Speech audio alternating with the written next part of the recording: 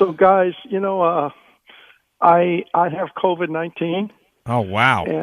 And I've been listening to you forever. I listen to the fan nonstop, and I'm able to keep my mind going even when I'm working on projects or whatever. Like I say, I'm a jazz musician, but I really love the fan and listen to sports. And recently, with all this going on, I thought it might be interesting just to maybe help some of our listeners. How old are you? Hi, Mr. Sison. I'm 60 years old. 60 years old, and when were you diagnosed?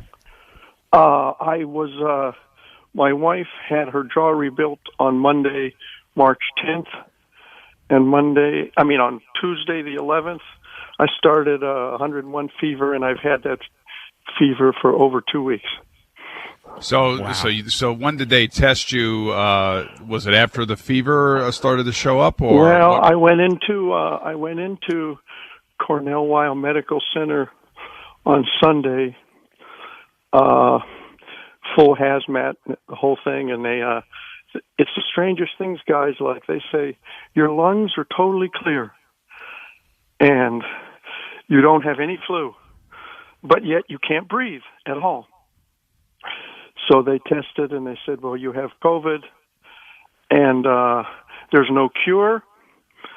All we can do is control the symptoms. Mm-hmm.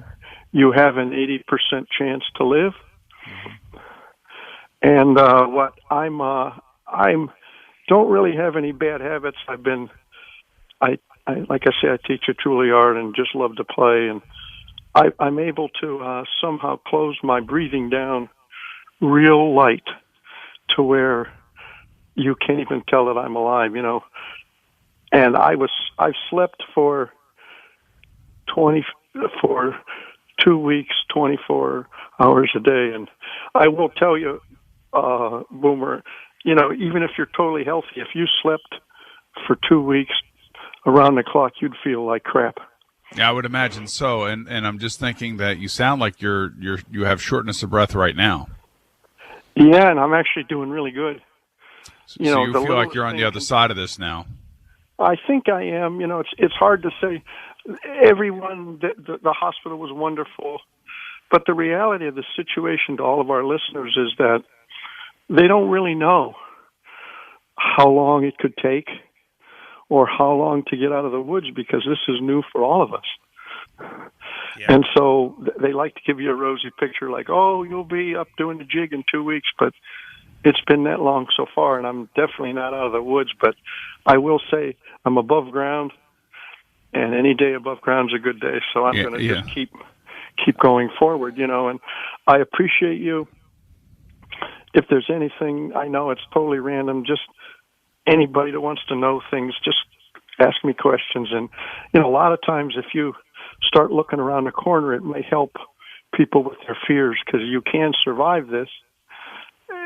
And maybe the fear of not even knowing what it would be like to have it. So I have it, and I'm dealing with it. So had you ever been through the flu before, or any other sort of respiratory situation like this? No, it's really strange. Like I don't really go to the doctor. There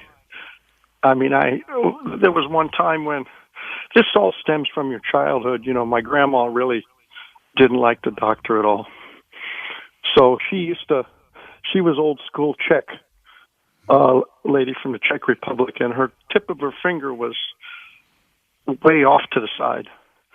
So finally I said, Grandma, what's the deal with the finger? She said, hey, I was making sausage and I cut the end of my finger off. I put it back on. I got a little crooked. Is that okay with you? Wow.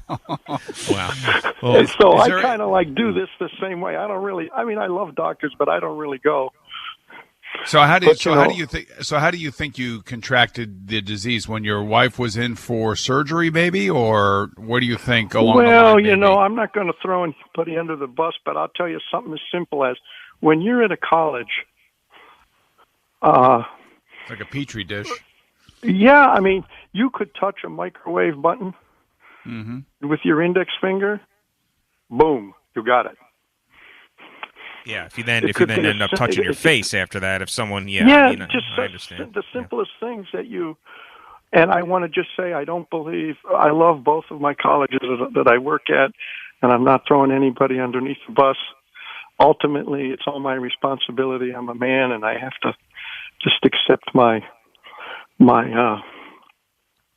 I'm not angry at all. I also know I've had such an amazing life. I don't have any degree. I never went to college, but here I'm teaching at Juilliard, and I'm on Frank Sinatra's last records, and I just got back from South America in August. I wrote a flute concerto for my wife. She's a wonderful flutist. She has it also here at home in Jackson Heights, but she's not showing any symptoms, which is wonderful. Yeah, it's the craziest thing in the world. That's when you go back to pointing out where we're not really sure what this is or how we're going to stop. Yeah. So I don't know what maybe something will hopefully this too will all pass, but I really just wanted to tell you all that I appreciate you so much. Thank you for keeping us happy and entertained, and please let me know how I can help you. The worst thing I couldn't live with is if there was something I could tell someone that could possibly help someone in the future with this. So don't be scared to just contact me. Yeah, Mark, thanks for calling in and hang in there, and I'm happy to hear that you feel like you're getting through it, even though it's been 2 weeks, and all the best to your wife, and thanks for the call, Mark. And that's one of the things, Boomer, where you have two people in the same household with the same thing, and one person's got 101 fever and shortness of breath, and the other person's walking around like nothing happened, and that's really, I think, contributing to the spread more than anything. At least what the experts are saying is some of this asymptomatic transmission that goes on, and it's very, very, very scary. But at the same time, Mark, even with some of these symptoms, was in good spirits as well.